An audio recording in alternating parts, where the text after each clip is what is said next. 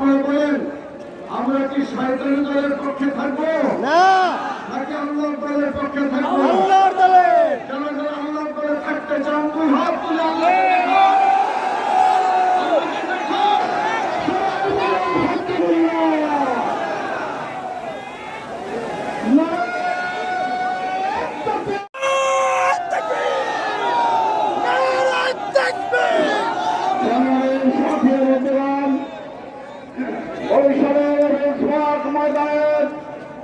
বিশাল জনসমুদ্রের কাছে দাওয়াত আমরা দিতে চাই। ইনশাআল্লাহ।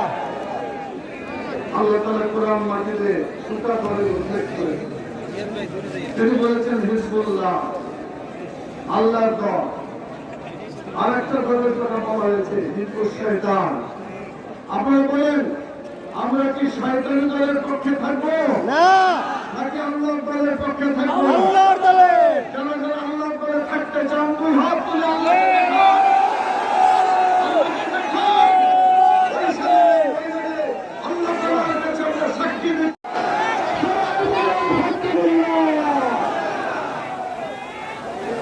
না